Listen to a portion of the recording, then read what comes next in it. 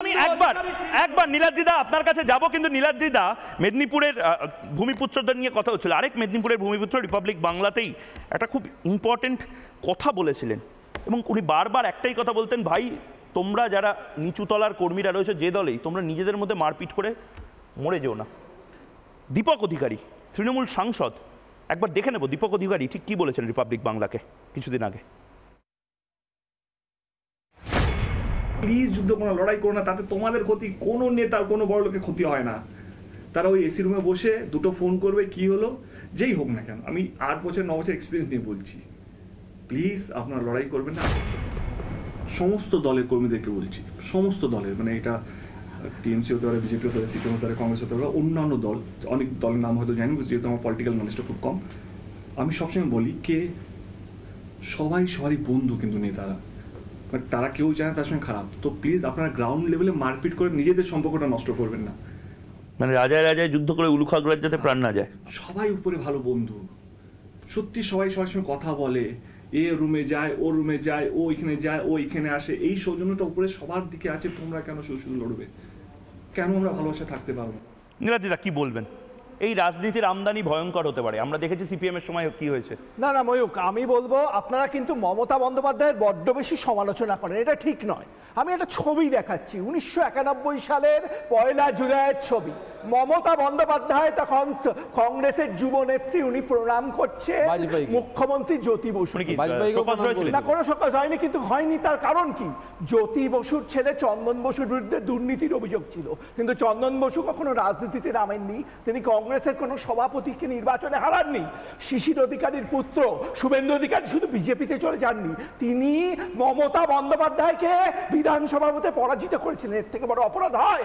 পশ্চিমবঙ্গের মাটিতে একজন নেতার এত সাহস হয় কি করে? মমতা বন্দ্যোপাধ্যায়কে পরাজিত করেন, তার বিরুদ্ধে মমতা ব্যবস্থা নেবেন না? দেখুন না, এই যে অমিত শাহর র্যালি ছিল, তৃণমূলের 21 জুলাইয়ের র্যালি, যেটা তৃণমূল বন্ধ করতে চেষ্টা করেছিল, কোর্টের রায় পাননি। তার ঠিক আগের দিন শুভেন্দু অধিকারীকে বিধানসভা থেকে বিরোধী দলনেতা হিসেবে বহিষ্কার করলো। আজ এত চেঁচামেচি হচ্ছে, দিল্লিতে লোকসভা থেকে নাকি 161 না 141 কতজনকে বহিষ্কার করেছে, কিন্তু পশ্চিমবঙ্গে যে বিরোধী দলনেতাকে তৃণমূল বহিষ্কার করেছে সেটা নিয়ে কেউ তো শব্দ করছে না। আসলে মমতা বন্দ্যোপাধ্যায় শুভেন্দু ফোবিয়ায় ভুগছেন, তিনি মোদি ফোবিয়ায় ভুগছেন না শুভেন্দু ফোবিয়ায় ভুগছেন। ছুটে বেড়াবে আজকে বাংলার মানুষের জবাব দিয়ে বলছে পশ্চিমবঙ্গে মমতার বিরুদ্ধে শুভেন্দু অধিকারী।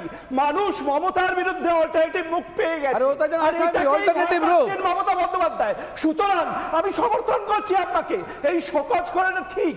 নারদা মামলায় অভিযুক্ত সে ছুটে বেড়াবে, বাবুর ছেলে দুর্নীতিগ্রস্ত, বাকিদেরকে অ্যারেস্ট কোটি খরচা করেছেন জেলে ঢোকানোর জন্য, 300 কোটি রাজ্য সরকারের 300 কোটি মুনিরা এই শোকজকে আমি সমর্থন করছি। এফআইআর এর নাম জল এখনো নারদাও ঢোকাতে পারছেন না। এবার যে পরিস্থিতি, লোকসভায় তো 35টা আসন বিজেপি নিয়ে গেলেও কিছু বলার নেই, আতঙ্কে কাঁপছে শুভেন্দু। আতঙ্কে কাঁপছে। এত চিৎকার করবেন না, নারদা মামলাতে শুভেন্দু অধিকারী সিনড্রোম আজকে শেষ হয়েছে, আতঙ্কিত হয়ে পড়েছে।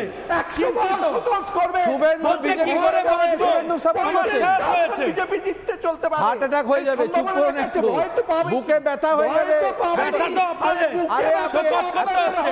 এত উত্তেজিত হবেন না, এত উত্তেজিত হবেন না। আমি করছি শোকজকে, বাংলায় তৃণমূল শুভেন্দু আতঙ্কে কাঁপছে। আর আপনি টিকিট পাবেন না, আরেকবার এত চিৎকার কাঁপছেন, দেখুন আপনি এত চিৎকার করে টিকিট পাবেন না।